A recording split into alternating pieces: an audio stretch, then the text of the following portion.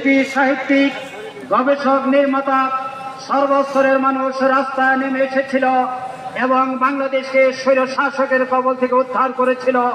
সেই শাহাদাত বরণকারী জনাব শহীদ আবু সাইদের বড় ভাই জনাব মোহাম্মদ রমজান আলী।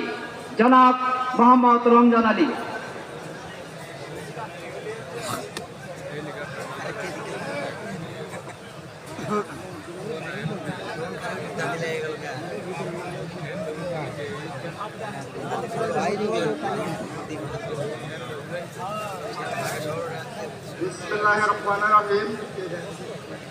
আজকে বাংলাদেশ জামায়াতে ইসলামী মহাসমাবেশ ঢাকা সরোয়ার্দী উদ্যানে আয়োজিত সভাপতি এবং প্রধান অতিথি এবং রাজনীতির নেতৃবৃন্দ, আমাদের সামনে আছেন সাংবাদিক ভাইয়েরা এবং প্রশাসনিক কর্মকর্তা এবং এই সম্মেলনে যোগ দেওয়া বাংলাদেশের বিভিন্ন জেলা থেকে আগত ভাইয়েরা, সকলে আমার সালাম নেবেন।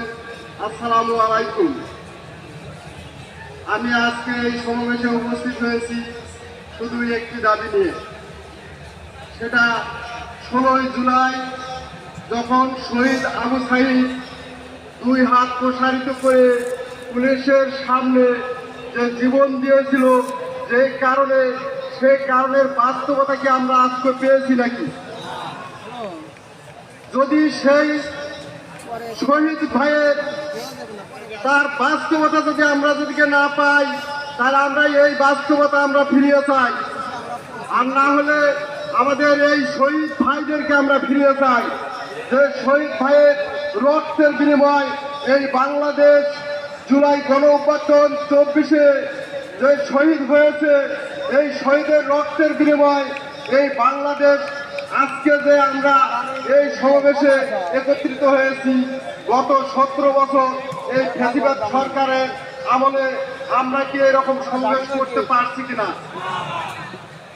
যদি না পেরে থাকি, তাহলে আমাদের ভাইদের যে অগ্র অধিকার, যার জন্য এই বাংলাদেশে জীবন দিয়েছে, তাই সেই অধিকার আমরা আজকে ফিরিয়ে চাই। যদি ফিরিয়ে না পাই, তাহলে আমাদের ভাইদেরকে ফিরিয়ে দেন। আজকে দীর্ঘ 1 বছর পেরিয়ে গেল, কিন্তু আজ পর্যন্ত আমরা একটি শহীদ ভাইয়ের বিচার পাইনি এই বাংলার মাটিতে। আমাদের শহীদ ভাইদের বিচারের দরকার আছে কি নাই? আমি মনে করি নির্বাচনের